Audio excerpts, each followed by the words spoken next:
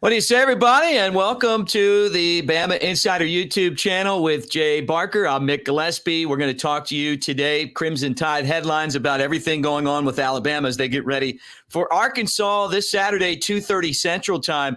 The Crimson Tide taking on one of the best teams in a hostile environment on the roads. We'll get into that, but what I want to ask you guys to do is like and subscribe, hit the thumbs up as you hang out with us on the Bama Insider YouTube channel. The thumbs up is a great way of saying roll tide, and hit the bell so that you know every time that we go live that you can do that as well. And right now, as we build our roster, we want you guys to be part of that at BamaInsider.com. $1 gets you a year subscription, so make sure that you go do that right now, and then you'll get all the latest on Alabama, whether it's from our team writer, Clint Lamb, on the message boards, having fun with Jimmy Stein, or you want to know recruiting, we got all that covered with Andrew Bone and Joseph Hastings. He's Jay Barker. I'm Mick Gillispie. We're gonna talk about Alabama. Jay, what's up, man? Roll Tide, my friend. Mick, doing well, and your baseball team's doing well. I know you got a big call coming up tonight, so be thinking about you. I know you said you're a little nervous going into it, but just follow the process. Just get in there, do the things you know how to do best. And especially at the end when you win it all. I hope so, Jay. I hope so, too. Been like 44 years for the Tennessee Smokies, the Cubs AA affiliate. So let's hope. So you got a chance. Then we got a chance. We got to win one of the next two. That's awesome. But yeah, I appreciate it. Look, you've been in the big games before. I mean, really. I mean, and it kind of it's not just broadcasting or playing sports, but in life, you kind of do learn a lot from sports on how to deal with, big situations, things that, are tough or that you want to get right. Yeah. The biggest thing is just stay within yourself. Keep the calls the way that don't try to go too crazy at certain calls. Play within yourself, I guess you might say. And the biggest, just enjoy it. I mean, that's a lot of times people don't enjoy those moments. They get too nervous about it as players, broadcasters, whatever else. And the best thing is just not to worry about the outcome and not to worry about how it's going to be. Just be yourself, and I'm coaching you up here as a broadcaster that's so much better than I am. I never broadcast a game in my life. You would be great at it, though. I did color one time with Eli for the Birmingham Steel Dogs, and it was a game where they were doing like a national TV coverage of or something like that, and he was unbelievable as far as being so good for me, like being able to go off of him. And he just said, like, when I'll tap you or I'll tap the desk, and that means for you to begin to chime in at that particular time. But he made it so easy. But that day I was like, man, this is a lot tougher than I thought it was going to be just to do color, because it was so fast. The game moves so quickly. So you're trying to get as many words in as possible, not be too fast, but have a chance to really enjoy the game. But I enjoyed it. It was a lot of fun. You feel like you're in the game when you're broadcasting it, giving the play-by-play and talking through all the moments, trying to paint the picture for the people that are listening to it, whether it be even on the broadcast on live TV. You still got to paint a picture, but especially on radio, really letting people understand the atmosphere, the environment, and what it feels like to be in that moment. Yeah, you're right. Hey, thanks for the super chat from Matt, and Roll Tide to you. Thank you, Matt. We appreciate it so much, man. It means a lot to us as we hang out with you on a Tuesday, getting ready for Alabama and Arkansas. I almost said Thursday. That shows you where I'm at right now. All right, well, let's mentally switch gears here, Jay, and let's talk about the game coming up on Saturday. And Sam Pittman and the job that he's done with Arkansas. They've become from a laughing stock, from a bottom feeder, to one of the best teams in the conference. And I know they're coming off of a tough loss to Texas A&M, but this is a good football program now. Very good football program, and they have the personality of Sam Pittman. He came in, tough-nosed guy, wants to win the trenches, both sides, offensive line, defensive line. Off of that, he's got a great quarterback in KJ Jefferson, who's really become a better quarterback. I think we lost you, Jay. You just pound out. But yeah, look, you're exactly right. He has become a better quarterback, and KJ Jefferson and then Rocket, the running back. This is a team that you really have to look at and say, hey, man, you know what? With the success that they've had in recruiting, and I'll let Jay kind of pick it right where he was, but in the success that these guys have had in recruiting and then on the field, they're just getting better and better. Yeah, I'm not sure what happened. And I'm not sure where you could hear me or left off, but just his personality is the biggest thing. I mean, I think he brings kind of a swagger to the team, and I think they really buy into what he's selling. And they've done that over the last few years he's been there.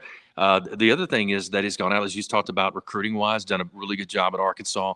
It's a tough place to recruit kids in. It's a tough place to win, and he's been able to do it. And, a tough loss for them this past week against Texas A&M, and the way that they won it as well with the handoff on the recovery and the field goal going off the top. I've never seen one go off the top of a goalpost like that and not go in, or at least, because if it goes over, then they count it in, but it went backwards and not able to get it. So amazing job that he's done so far. This team's going to be really fired up for this game. It's going to be, at Arkansas, as we know. They got the red out going on, and 2:30 on CBS. They can't ask for a better setup and setting that they're going to have coming up this weekend. Yeah, no doubt about it. And this guy's done a great job in recruiting and also getting transfer players. Yeah. And one of those guys has played for Alabama last year. We know he's good. Drew Sanders. He leads the nation in sacks. He was with the Crimson Tide a year ago. So Nick Saban's been asked about him. He said that, hey, probably would have started at Alabama this year. Obviously, Drew Sanders didn't feel that way. And now he's with Arkansas. Yeah, he's done a terrific job. 4 games, 5 solo sacks, 1 assisted sack. So he's leading the nation with 5.5. Him and Winman, the kid out of Michigan State as well. But just been a terrific player. He was a great player at Alabama. He just had a lot to get past as far as what was in front of him. And I've said this before. I really think a lot of it had to do because Drew loved Alabama. Him and Will Anderson Jr. were like best friends. They did everything together. When they roomed together, when they first got to Alabama, they were always together, out and about. They went out and did, whether it's going out to different functions and stuff, they were together. So I don't think it was that he was, wanting to maybe leave. I think there was some pressure there from his parents, especially his dad. His dad's always been one that's like, hey, Drew needs to be playing more, that type of stuff, whatever, kind of behind the scenes. But I do think this has been a great landing spot for him. He's, and Coach Saban talked about, he probably would have been a guy that could have played inside and outside linebacker. He's done that for Arkansas and played at a very high level. He'll have a very interesting take on this game because a lot of his friends, again, that he was with a lot at Alabama, but also he went against this offense and understands Bryce Young. Understands they came in together, what he and what his strengths are, what his weaknesses are, what he's heard other defensive coaches talk about. So maybe, a little bit of an edge for him there, just kind of knowing the players. But, the offensive line's different with Steen and some other guys up there that he hasn't gone against in practice. But he's an outstanding player. He's built for that position. He'll play, if not any type of injury, will play many years in the NFL. Because he's got that turn-on switch. Nicest guy like Will Anderson off the field, but a maniac on the field and just a guy that'll attack the ball. I want to ask you this, Jay, going back to being a parent, you were a player, so you had your parents, right? Mm-hmm. And then you are a parent and your sons played football. Talk about how difficult it is being a player, maybe not even necessarily you but some of your teammates that are pushing the coaches for playing time. They think their son's not playing enough. And then what it's like being a parent and wanting your kids to play more. And how do you go about that? I mean, what's the right way to deal with that? Yeah, my dad's generation did not do that. So we didn't see a lot of guys pushing or parents showing up at the coach's office wanting to see their kid get more playing time. You know what I'm talking about. So, This is different now. And guys that are my age, they walk in there and think that because their kid's the highest recruit or a top recruit in the country, has the power to walk in and talk to a coach the way that some of these moms and dads do, or on the phone, or in any type of meeting. It amazes me. I've told my kids, look, you got to earn it on the field. I want you to compete. I told my kids, you really don't need to transfer unless a coach leaves or unless you graduated and you've given you gave your promise to that coach to be there, or whatever else. And Drew was just a different situation. I think for him was not that he probably would have been starting this year with Christian Harris gone. He probably would have been that middle linebacker, that jack on the weak side. So I think for him, or Will, I think for him, his situation now, what he's done, what he's accomplished, what he's leading in right now as far as sacks, it's been a good thing for him, and I'm happy for him that he was able to do it. But yeah, the parent situation, Mick, it. I mean, it's from park level all the way through. It's just getting out of hand. And parents just believe because their kids are out there because they think they're great, or that they're the best thing, or maybe they've been recruited highly, that they should just step in and play. There's more to playing time than just being a great athlete or great player. You got to learn the system. You got to have confidence and build that chemistry with your teammates, that they believe in you, that you're going to do the right things, make the right decision, that you're not going to slip up. And really Drew, I think, would have played more last year. He just got hurt. He had a great plays there on the goal line against Florida, other plays in other games that were big time plays for Alabama on that defense side of the ball. So, you think back to him and what he did when he was there. He was definitely going to be an explosive player and a guy that would have been able to play even right now with the defense that they've got. But parents they need to calm down just a bit on the, worried about the playing time. Now, look, if your kid is getting shafted by somebody and you feel like, that he is playing at a higher level, it's one thing to maybe just have a call, talk to them in a, I think a respectful way. That's the way I was raised. And knowing that they are the authority, they're the ones making decisions, the one that's in there every day, seeing the meetings, watching practice, how they're performing in the classroom. Are they showing up on time? Are they giving great effort? There's so much goes into a guy that starts on a team, more than just his athletic ability or the amount of stars he had by his name when he was recruited.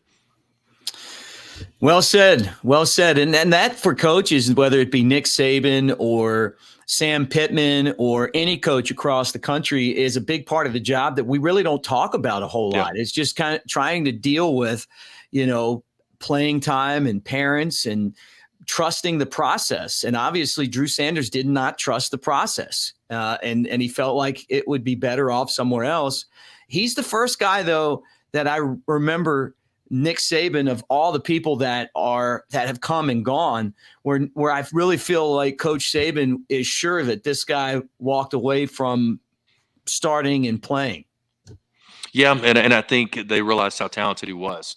And, again, it was just a decision that he had to make. And I'm sure it was a tough decision, leaving friends and guys that you'd really gotten close to. But, again, like we said, it's worked out. And for him, in a very good way, again, as far as the performances that he's had so far, I think it's going to be different for him. I mean, I would think that playing against your old teammates and guys that you practiced with, you lived with, and guys you ate with and gone out and partied with, I think it's got to be tough to be in a situation where now you're going against them, and especially with Alabama, how good they are this year. It's going to be a real challenge for Arkansas, even though it's at Arkansas with the red out and all the fans going crazy. It should be a fun game, but no, I wish nothing but the best for Drew, and I hope he has a great career. I think he has a chance to play many, many years in the NFL. He's built like an NFL linebacker. He's Jay Barker. I'm Mick Gillispie. This is our News and Notes show. We do this every Tuesday and Thursday, talking Alabama football on the BamaInsider YouTube channel. Hit the thumbs up. That's a way of saying roll tide to us and everyone involved with the channel. Also, like and subscribe, be a part of it, and then hit that bell so you know every time we're live. And we do stuff constantly, folks. We do things every day. Nick Saban's press conferences, we got it. Players talk, we got that. We got recruiting shows. We got other shows like Monday Night Quarterback and our call-in show Jay and I do after every football game. And every Friday night when the team's at home, we're in Tuscaloosa, whether we're at Innisfree or Unique on the Strip from 6 to 8, we record a show that is played across the state on Saturday. It's like it's like being there for the recording of a sitcom. You know, it's really Saturday, but it's Friday night, and you guys get to see it ahead of time. So be a part of the BamaInsider YouTube channel, and I'm telling you, you're going to really enjoy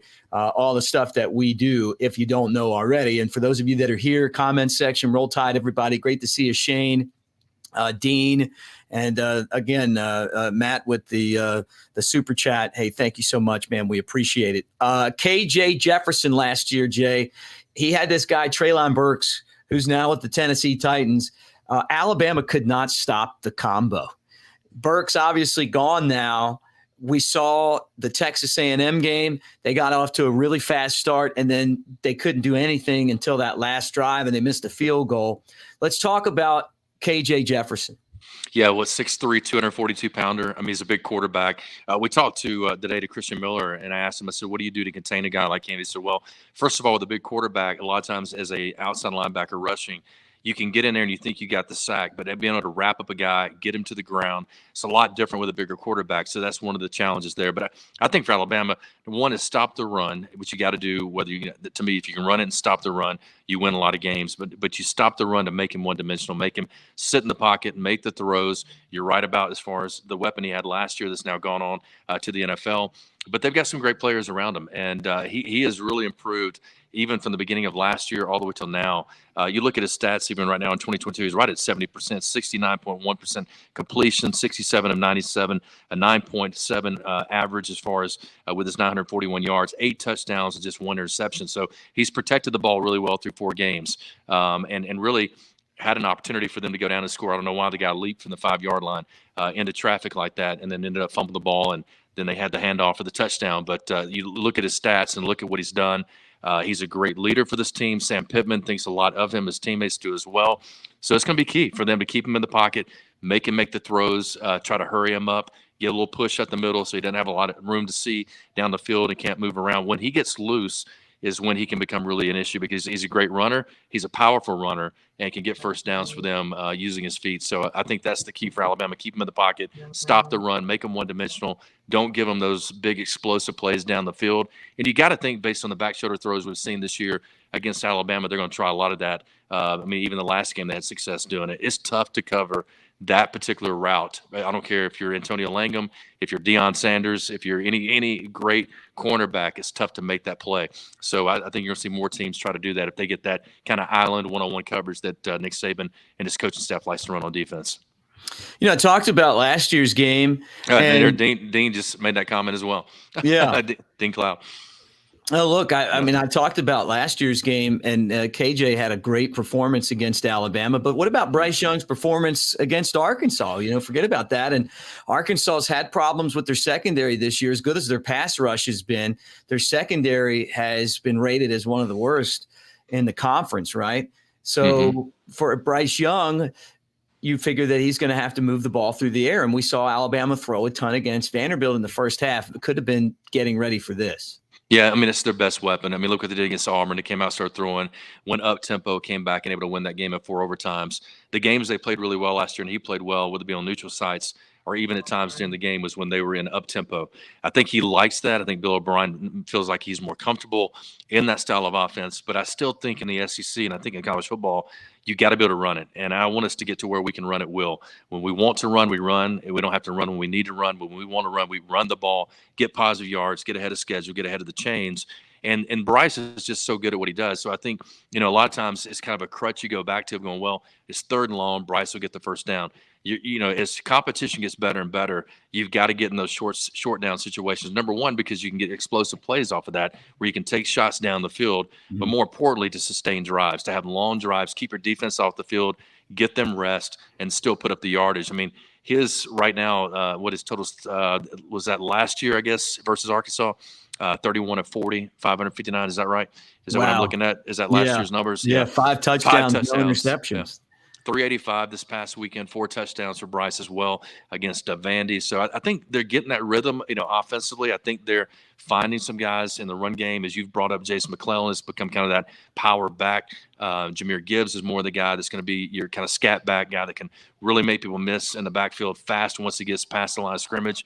Really has a great way of kind of weaving his way through. But more importantly, he can catch the ball in the backfield and become that 4th wide receiver or 5th wide receiver. You have a tight end and 3 wide out. So he is a guy that, for Bryce, I think, he loves the pressure situations. He hasn't played as well on the road at times, and we've seen that, whether it be against Texas. I don't know if it's been so much him, if it's been the team as a whole. I think the biggest thing for them is they lost their composure at Texas. Not so much discipline. This is a disciplined football team with a lot of leadership, but they lost their composure. We saw what Will Anderson happen with him on the penalties, with the push down. I think they're going to be a lot better team at that coming into this game, and that experience at Texas is something they'll take with them into it coming up in Arkansas. Yep, Arkansas and Alabama, 2:30 on Saturday.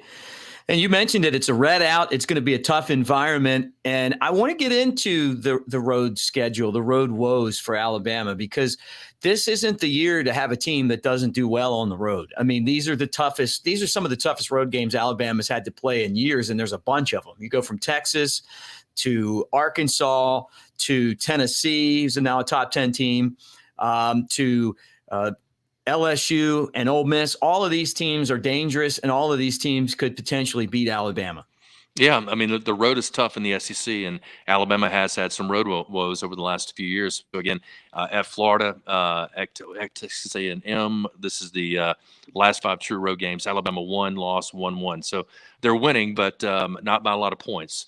As we saw, the Auburn game was 4 overtimes, took them to win by 24-22, and then that Mississippi State game, they won by big numbers there on the road at Mississippi State, but lost to Texas A&M last year about this time of the year, and that's where I think there's the things you learn from that game even last year to the game against Texas this year.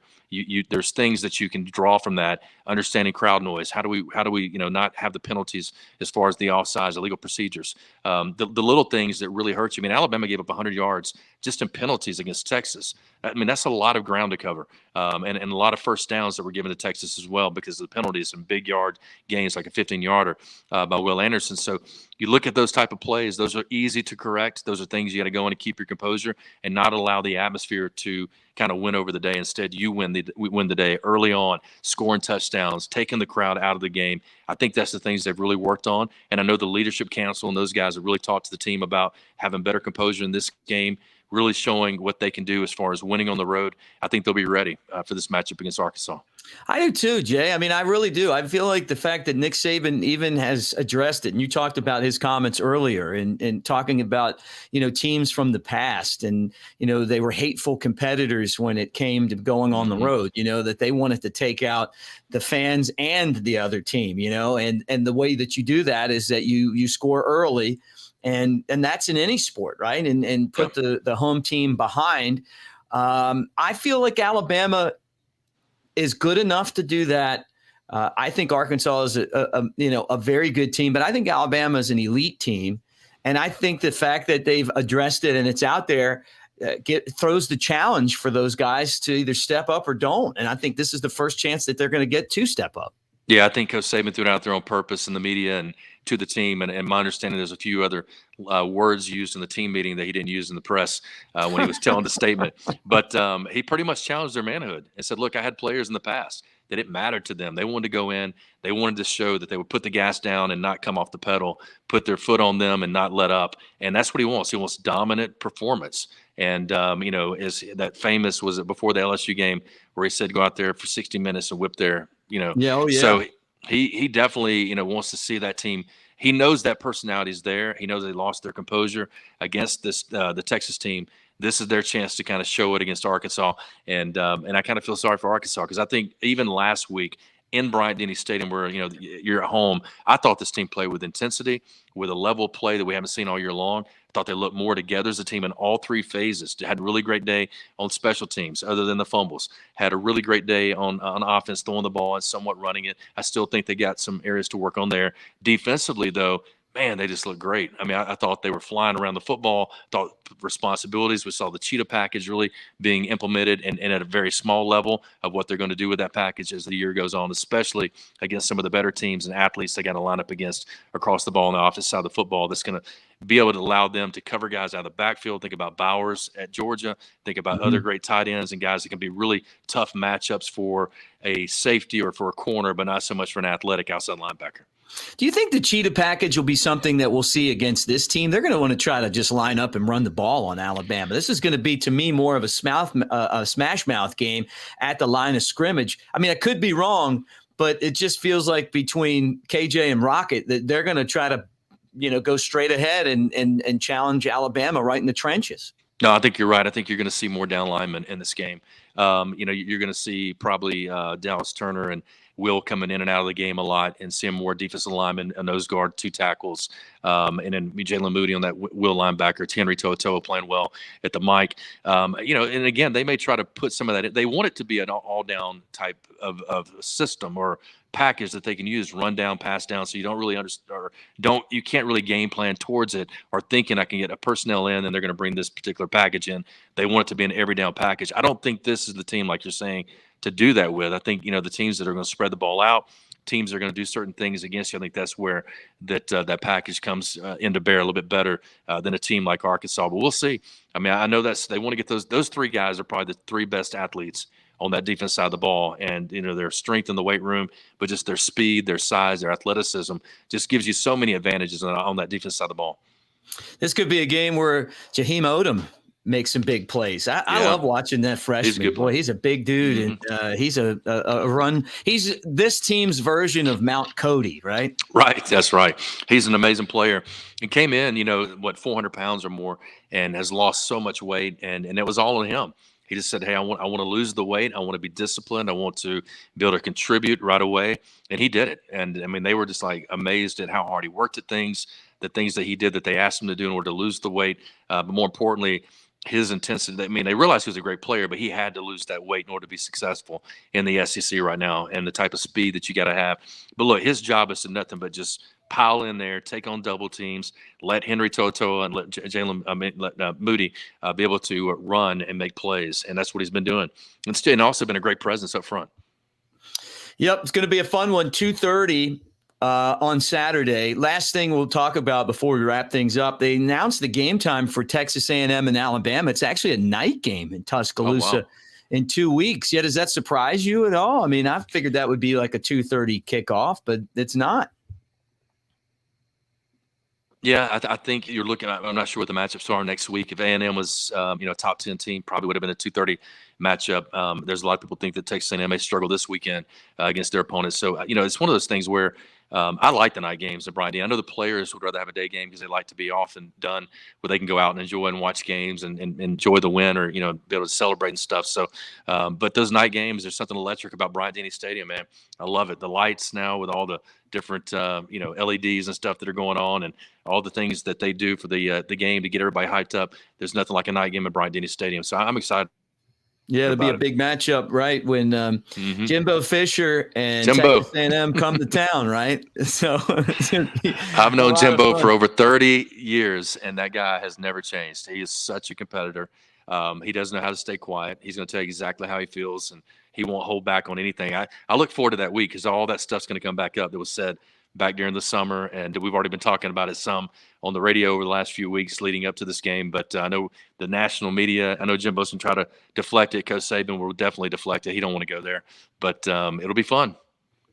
Well, that'll be fun in Tuscaloosa. Yep. We got Arkansas this week, not trying to do any rat poison, just talk about the fact that that game is apparently going to be at night. I was looking on ESPN. It says TBA on here, but I saw the other day the release was that it was a 7:00 game at night. So Georgia and Auburn is at 2:30, and then Tennessee and LSU are at noon, which makes no sense to me unless you just are wanting to see the end of Brian Harsin, right? I mean, I guess that's kind of what when Georgia destroys Auburn.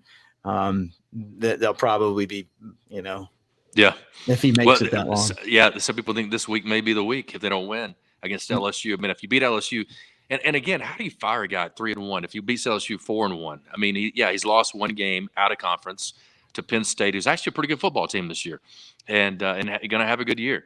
But he's an outsider. I mean, family is, I guess, family. I don't know. It's what they call themselves, the Auburn family. So I'm not sure. I don't know if I want to be a part of that family. If I was a coach, especially they eat their own. Coming in. They do. They're the family that eats their own, man. I said today on my show today, I said, look, if I was an agent of an up-and-coming coach and he was asking me to start looking into that job, I'd say, look, have you seen how they treat their family, especially guys outside of that? Why in the world would you take yourself there? Because if anything goes wrong, they're not going to give you time and a chance to really. And then a lot of that deal is because of what's happening across the state, what they've watched for the last 15 years of Coach Saban. They want to be back in that same arena. They're not going to be there for a long time unless they find the right guy that could come in. And really, more importantly, the right guy that comes in and says, no, I'm not going to listen to this guy or this guy. This is my team. I get the keys to the castle, and I'm running it the way I want to run it. And I'm not going to do all this outside stuff that needs to be done because other coaches did it. This is my team now. And that's what I thought Brian Harsin would do. He didn't really do that. Instead, he still let a lot of the same people control the narrative and almost got fired over the offseason. Yeah, it was almost the end. Yep. All right, Jay, what do you got going on this week? How can people follow you and listen to you and do all the other things that they can do to keep up with Jay Barker? Yeah, just on the network. They can listen to us all throughout the state, Jay Barker Radio Network, and myself, Matt Coulter, Lars Anderson, Tony Curry with us about 2-3 times a week, Trent Richardson, Antonio Langham, and other guys who joined us like Roger Hoover from the Crimson Tide Sports Network. Mick joins us every Monday around 12:30 or 1:30, and always great to have him on, as well as Andrew Bone from BamaInsider, On 3 Media, and all those guys. So we have a good time. You know, if you're in the Birmingham area, we're on 92.5 Crawford Station. We're also on 1260 AM and 95.3. Those three stations in Birmingham. Tide 100.9 FM out of Tuscaloosa is our flagship station. We're down on the Gulf Coast, as well as up north Alabama, and in the east in Anniston and Gadsden as well, and continue to grow the network. So yeah, listen to us there. And then I'm on the Crimson Tide headlines, as I am right now, Tuesday and Thursdays, with you pregame and postgame, with the tailgate shows leading up to the games and after the games. And you know, I enjoyed the tailgate before, and I enjoyed the pregame, but I actually love the postgame. Yeah, because being able to react to what's just happened right then, right there. You know, so I know you've had a good time at Westgate this last couple of weeks. Yeah, look, it's been great teaming up with you. And your radio network sounds like kudzu. It's just like kind of the spreading all across the state, and now starting to get into other states. That's a compliment. Now, it's been a lot of fun. Look, the tailgate show obviously is my baby. Every Saturday on radio in Alabama, and then we record it here on Friday night for radio. And actually it started as a COVID thing, like used to do that kind of stuff live, but because of COVID, you kind of had to, you couldn't have a lot of people in the station. And what I found is that the atmosphere is just a lot better on Friday night, and since the show plays early Saturday, it works. So, but it's been a lot of fun teaming up with you for sure, Jay. And I'm looking forward to another great week. Listen, guys, thanks for hanging out with us here. Don't forget, tonight at 8:00, Andrew Bone will have his recruiting show, and he'll be updating you on everything going on in the world of Alabama recruiting. So make sure that you stick around on the Bama Insider YouTube channel tonight at 8:00 for that. Keep hit the bell. That way you'll know when Bone's live. You'll know when all of our shows are on. Like and subscribe. Hit the thumbs up. That's a way of saying Roll Tide for this show.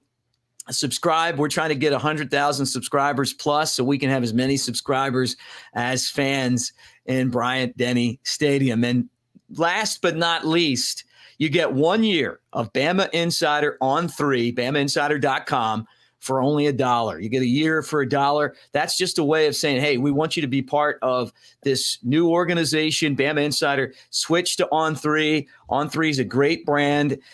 We've got recruiting experts that are blanketing the country in all these different markets. They're going to let you know who these Alabama players are that are committing to play for the Crimson Tide, or they're recruiting. You get the recruiting coverage with Andrew Bone and Joseph Hastings. You got Clint Lamb, who is the team writer. He covers Alabama every day. Jimmy Stein on the message board. So check it out right now for $1 for a year. And if you don't like it, hey, just, a year from now, drop your subscription. But it's definitely worth giving it a try. Chris Daughtry, awesome job behind the scenes. Thanks, Chris. As always. For Jay Barker, I'm Mick Gillispie. We'll talk to you with this show this Thursday coming up, and we'll have a lot of fun and talk to you guys again then. Roll Tide, everybody. Roll Tide.